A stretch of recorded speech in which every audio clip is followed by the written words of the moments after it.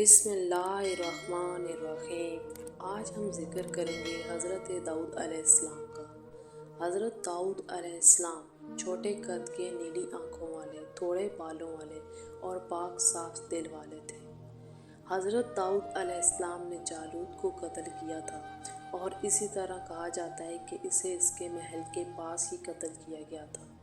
اس کے بعد بنی اسرائیل آپ سے محبت کرنے لگ گئے تھے، آپ فدا ہو گئے تھے اور اپنے اوپر آپ کی بادشاہت چاہنے لگے تھے۔ طالوت کا قتل ہوا تو اس کے بعد بادشاہت حضرت داؤد علیہ السلام کے ہاتھ آئی۔ اللہ تعالیٰ نے ان کو بادشاہت اور نبوت عطا کر کے دنیا اور آخرت کی بھلائیوں سے نوازا۔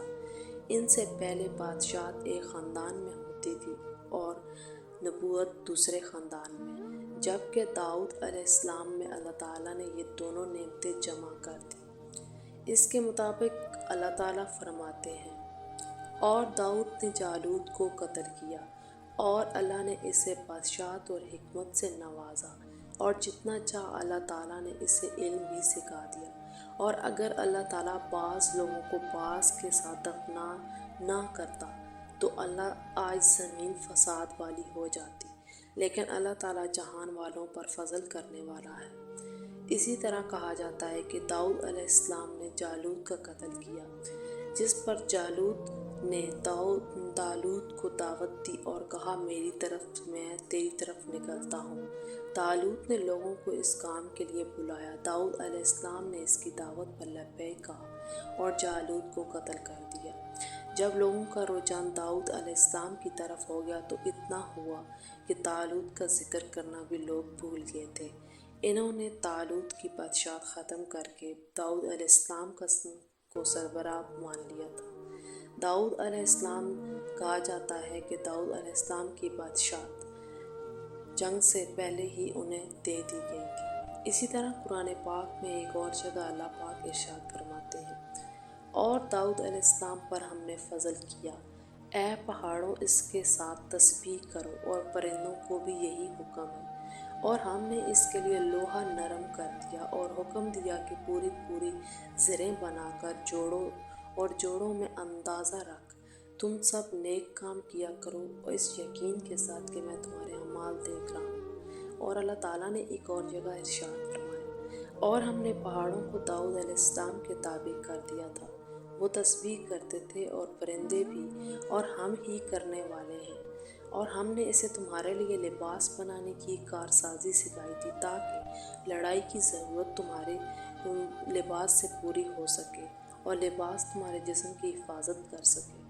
اللہ تعالیٰ نے لوہے کی زریں بنانے میں داؤد علیہ السلام کی مدد کی، اور دشمنوں سے حفاظت کرنے میں بھی اللہ تعالیٰ نے داؤد علیہ السلام کو زریں بنانا سکھایا تھا، اس لیے ہی سکھایا تھا۔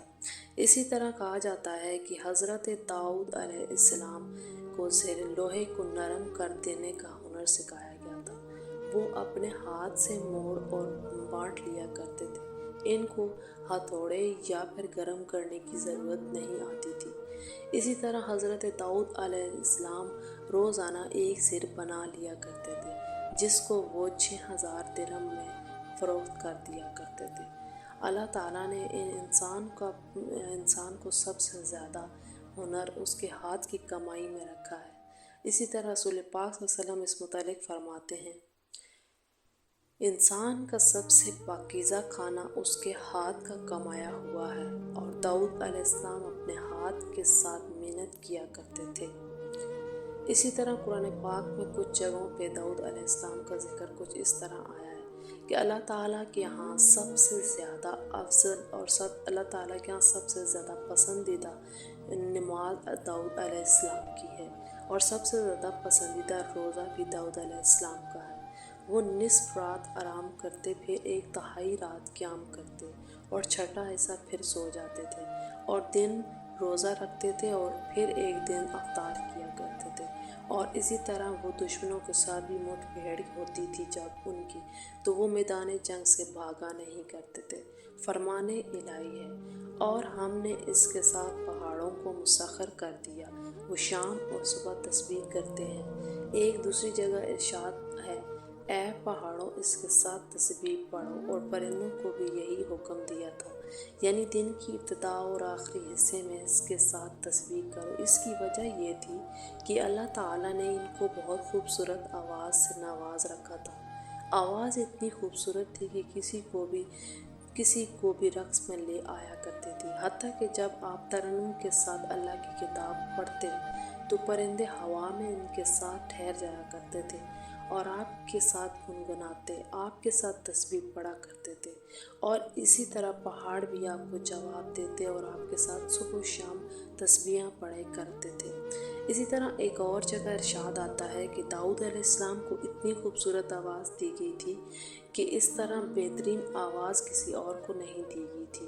آواز سن کر پرندے، جنگلی جانور اور ارد گرد کے تمام تر مخلوقیں آپ کے ساتھ ذکر کیا کرتی تھی، اور جانور آپ کے ساتھ گرد و نواح ٹھہر جایا کرتے تھے اور پیاس کی وجہ سے کئی دفعہ مر جایا کرتے تھے۔ اور اسی طرح ذکر ہوتا ہے کہ پرند آپ کے ساتھ ذکر مصروف رہا کرتے تھے۔ آپ جب بھی زبور کی تلاوت کرتے تھے تو ہر مخلوق آپ کے ساتھ اس تلاوت میں شامل ہوتی تھی۔